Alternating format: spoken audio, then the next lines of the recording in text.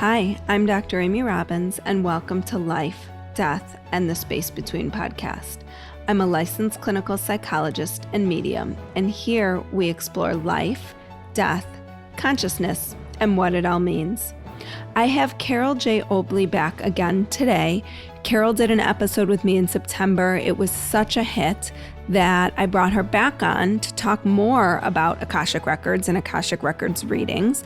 Last week, we sort of dove back into Akashic Records and how they work. And today, we have a little mini reading that she did for me. So just keep in mind, this is a mini reading.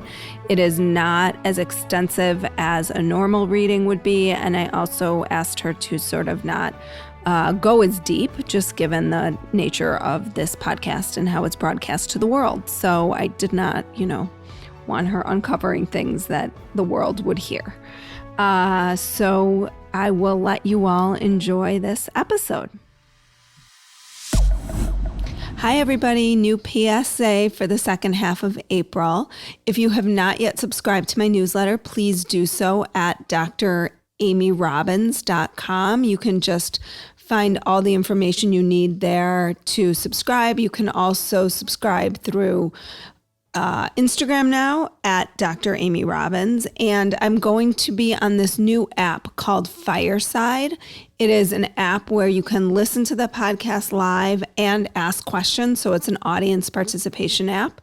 It is in beta right now, but I'm super excited to have been brought on as one of their first creators. So if you are interested in following me over there, like I said, it's in beta, so it might take a couple of days for you to get approved, but all you have to do is go to www.firesidechat.com/Amy Robbins, and I will link to that in my show notes as well. And this will give you the opportunity to engage with my guests, and I'll start promoting my guests as I'm getting ready to record the episode. You'll still have available the ability to listen to episodes after the fact, the same way you're listening to them now. But this is a great chance for you all to get on board and speak to the amazing guests that I have on the show. So again, DM me if you have any questions on Instagram at Dr. Amy Robbins. So we are going to do a little mini reading. This is certainly not comprehensive of what you would normally do if someone was coming to you for a full Akashic reading, correct? That's right. And I don't have your natal chart, but I will ask you your birth date, your day, your month, and your day. Thank you for not making me say my year. Should I tell you now? Yeah. Okay. Yeah. It's June 12th. Okay. And is there a particular place that you would like to start? I think right now, mostly around career stuff. And I just want to put out there I do have sometimes clients and patients who listen.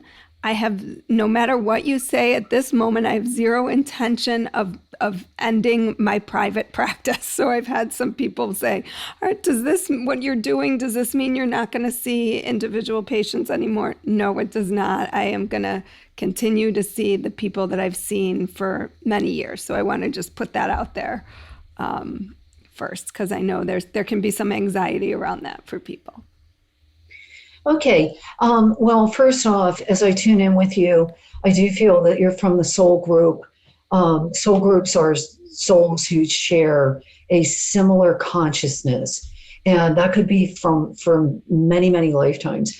And even in between lifetimes, we're with the same sort of soul consciousness. These are also rays or, sort of thought forms from the divine. Your ray is one of healer, and I also feel teacher. Sometimes people have both. And so if I look at with you intuitively, this has followed you through many incarnations. There was a lifetime in the Middle East at some point, and I do feel you were female. That lifetime, there was not a lot of empowerment. There was not the opportunity to really express yourself and to do truly everything that your soul wanted to do. It was, I think that you did it in private. However, you were very guarded with it. And that there were subsequent lifetimes after that one in which it was a process of revealing or allowing these abilities that you have to really come out. Because the Middle Eastern lifetime that I'm seeing, you were shrouded in fear. There was a lot of fear with, first as being female, because the culture at the time, and unfortunately, even today, is not that supportive of the feminine energy. So in those days, and I feel this might have even been way back in biblical times, I do see you as a much older soul. And you were very kind, very compassionate. You had a lot of children that time. So usually women that I see that have had a lot of children in the current lifetime, they either have one or they have none. So I don't know if you do have children. I do, yeah. 3. Well, you might find, and by the way, I do feel one of the children has been with you through multiple incarnations, and it's kind of a twin soul that you've shared a lot of experiences. So there's been this steady progression with you of allowing and using the full potential of everything. And so what I see you doing, and this is this progression that you've done as it applies to the career today, you're going to be doing a whole bunch of integration. This has already started, of integrating more holistic or metaphysical concepts with traditional, the mind stuff, with traditional psychotherapy, and actually helping people to access parts of self that you can help them as a conduit or as a facilitator to kind of unlock. That's taken many lifetimes for you to come into being highly comfortable with that. I do feel also there was a previous lifetime in which there was some sort of persecution for practicing something having to do with the occult. And so there was, and that theme of fear, the occult meaning simply hidden. It's not a negative word. It's just simply hidden. And so then it was sort of this back and forth with you, or wavering, of knowing that this was truth and having this great ability to actually channel information and healing for people. But yet you're in these societies that weren't allowing that or permitting that. So there's been sort of this flip-flop with you of coming into the full potential. And I'm sure you're probably familiar with that pyramid from Maslow of the hierarchy of needs. And I feel with you that this lifetime is really moving up towards self-actualization at the very peak of that, and really becoming super, super comfortable with everything. And by the way, I am seeing clairvoyantly an image of some other kind of certificate coming to you. I don't know if you're doing any training now, or if something, perhaps it may be future oriented, something that you're considering. Also, I'm always looking to learn and trying to figure out what I have time for, what I don't, what I want to do. So, yeah. One other thing, there is a spirit guide who comes in who actually looks very similar to you. She is absolutely beautiful, and she wears a sort of a veil. It's not over the face, but it's sort of a it's a lace veil, a long gown, and she works right there in the heart chakra with you, the heart energy center, and helping you to radiate compassion. I do feel with her that she was connected with you in previous lifetimes. Many of the spirit guides are.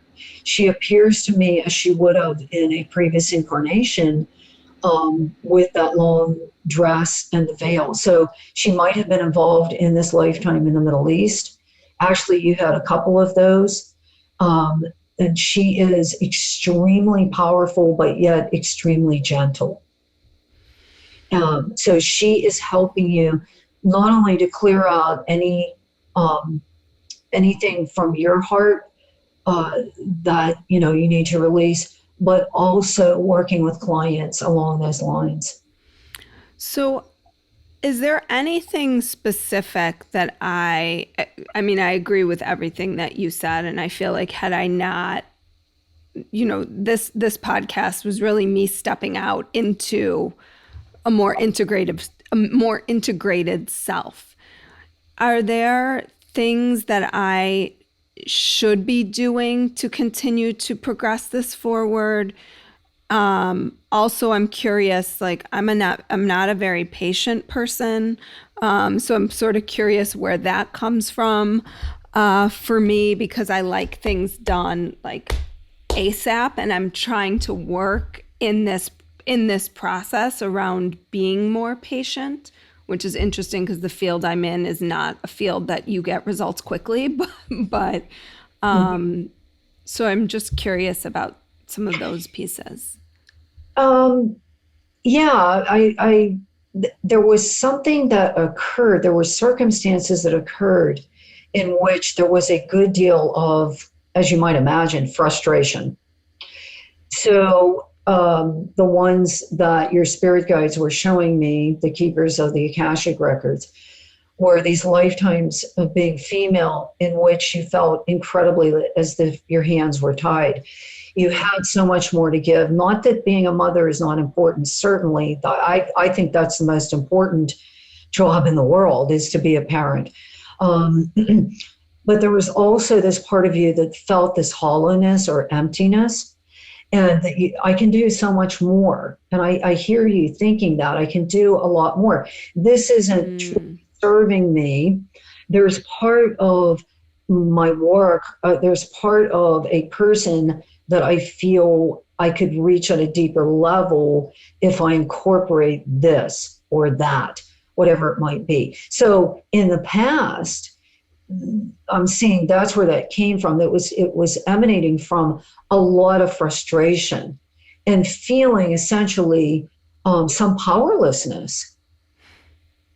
And so those themes have come in, maybe in early life or in teenage years. You might have felt that. A lot of times these things will come up when we're young, we're fresher from the spirit world, and we'll get these emotions and we don't really know what to do with them at that point. We're either a child or we don't have, an adolescent. We don't know how to harness or deal or heal with our energies that frustrate us. So I'm seeing that that's where that's coming from, and that's slowly breaking away for you.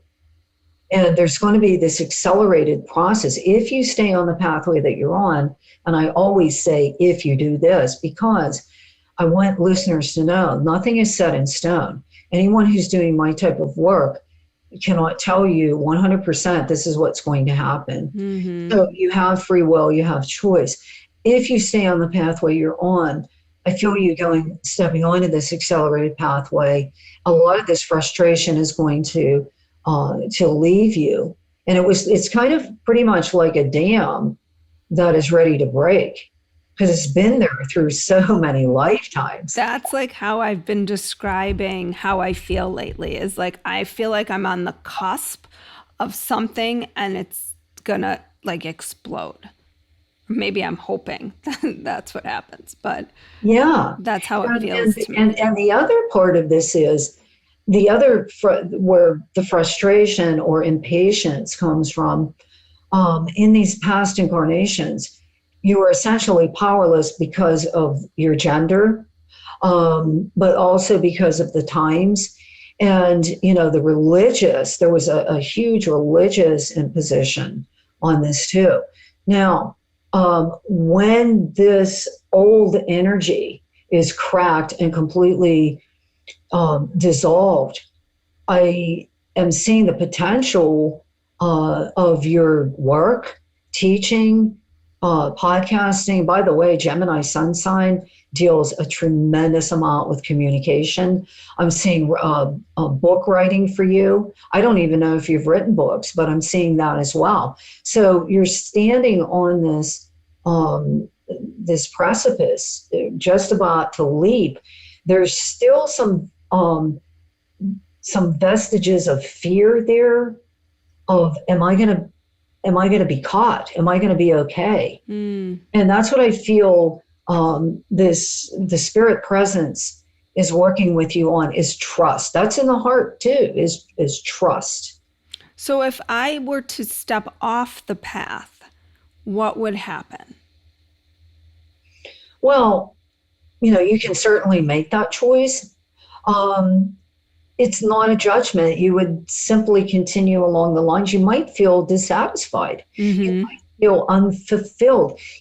Feelings are not bad. I tell people that all the time. Me too. Don't try to get rid of anger. Right. Don't try to get rid of sadness, but don't get stuck in them. You've got to allow them to come up. The value of mindfulness is recognizing, and those are stemming from the rational mind or the ego.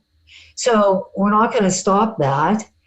You notice them, but then you retrain on the breath and you come through that. Much like clouds that are passing over top, you notice them, but you let them pass through. So if I were to step off, I would likely feel, and I agree with you, I would probably feel unfulfilled. I would feel like I'm not working towards my own highest self. And then in my next lifetime, I'm probably going to experience this all again, where I will have an opportunity, because I really do see this as an opportunity to do what I am supposed to be doing. And if I keep stepping off, what will happen? Potentially. Well, what could happen is you end up, you could manifest physical illness. You could manifest depression. I see that a lot, particularly with women, that they've put things on the back burner. And there's nothing wrong with that at all. But then children grow up and, a spouse might pass or whatever. And then it's like, what do I do with my life? And I feel empty. I feel hollow. So, you have to recognize you always can choose. That definitely is there. In fact, one of the lessons in the wisdom from the spirit world that I mentioned is the power of choice determines the quality of our lives. So you direct that. You're the captain of the ship. You would probably end up feeling though, maybe, I feel kind of bad about myself because I didn't act on self-confidence. I didn't follow my intuition. I didn't follow direction, the still small voice, which every individual has. There are many people that I've read for that end up feeling very unfulfilled because they're not paying attention to following that voice. It's much easier to stay safe, take a risk. So, you can make that choice. Absolutely. Spirit will work with you one way or another. Will they work with me to keep pushing me towards me fulfilling the highest, what's best for my highest self, for my soul? Will that keep coming into my path? And then if I keep swatting it away or walking away, they'll continue to bring it in and yeah. You've probably heard that expression, what we resist persists. So we keep getting validations, we get messages. The universe is always, or the mind of God, spirit, whatever you want to call it, is always communicating. There's synchronicity, which is meaningful coincidences. Carl Jung, the famous Swiss psychoanalyst, wrote a lot about synchronicity and even had examples from his own practice when he was counseling people. There's always nonverbal cues that are coming to us, or somebody says to us. I'll give you an example from my own life. Before I wrote my first book many years ago, I was on a very popular radio show that has a lot of listeners here in my local area. And the host, the DJ, said to me privately, he says, "You need to write a book." And he was about the third or fourth person that had said that to me. And I respected this man. And I thought, he's very genuine and he's coming from his heart with that. And I didn't want to write a book. I really didn't, because I didn't know how, and I didn't know how to operate the computer that well. But I did it because it kept coming in front of me. You need to write a book. You need to write a book. So that's an example from my own life. The fearful part of me, or the unsure part of me, said, no, I don't want to write a book. Mm-hmm. But yet my books have, they're acts of love and service, and they've drawn so many people that ordinarily, if I hadn't written books, I wouldn't have been able to help, because they've found me through my books. So that's just an example from my own life. And I do feel with you very strongly that there's not only going to be one book, but I feel a couple of books with you, maybe even a trilogy. I have one in my head, so it's looming. All right. Is there any karmic stuff that I should be working to work through right now? Yeah, this whole aspect of self-confidence, which is really related to the third energy center right there in the gut. That's where and that's an important energy center of exchange with the outside world. I don't feel that to be weak with you, but I feel as though there's still some fear things that we all have. You're no different. We all have these things to work through. Karmically, I feel that there is a particular, this is interesting, a spirit totem animal that works with you. And yes, we do have animal guides. They come with the specific qualities that animal radiates. And I do see a lion working with you. Now, we think of the lion as bringing courage and self-confidence. Certainly, doesn't cower at the back of the forest. And so those qualities are being imbued with you now. I don't think that there's a lot of heavy duty karma this time, and I'll tell you why. Because when I tune in with your energy, there is so much in your karmic bank account that's on the positive side. Yes. What does that mean? Well, I can just feel that when I connect with people, and usually it's on the left side of their energy field that I feel that.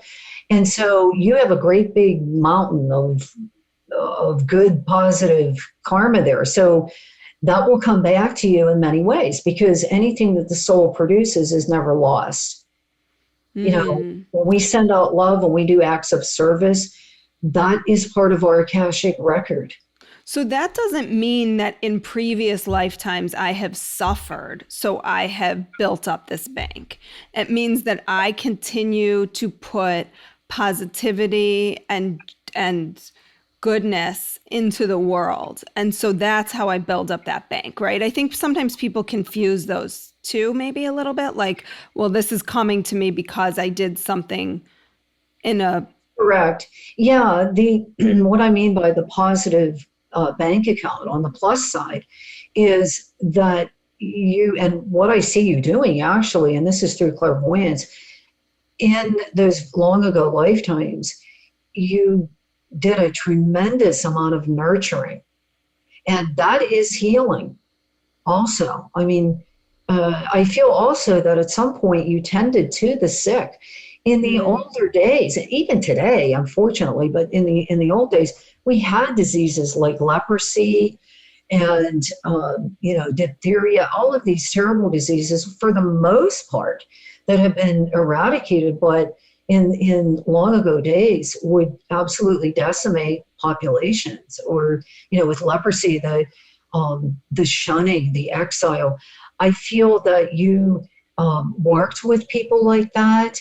You were extremely compassionate.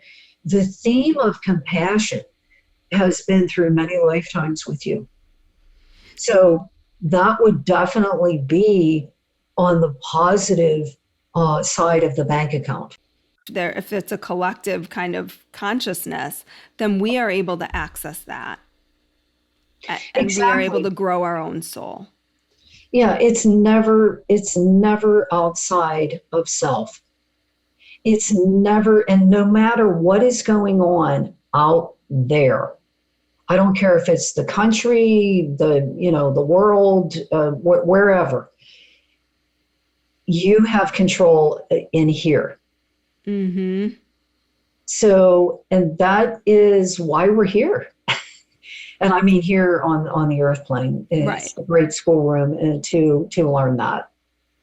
Well, Carole, thank you. I know my listeners are going to want to reach out again. So can you let them know, and everything will be in my show notes as well, but where they can find your books and more information about you? Yeah, my website is soulvisions.net. That's plural, visions.net. And I also have a professional Facebook page, facebook.com/soulmedium, SOUL, plus the word medium. All of my books are on Kindle as well. They're also, if you want an autographed copy, you can get that on my website. That's it. Well, thank you again for your time and for offering this up for people to understand. Thanks so much for having me. It's a pleasure. Like what you heard today and want to hear more? Wondering what comes next and what it all means? Head over to Apple Podcast, Spotify, Stitcher, Google Play, or anywhere you get your podcasts and hit subscribe. Also, if you could take a minute to rate and review my podcast, I would really appreciate it. Stay tuned as we continue to explore life, death, and the space between.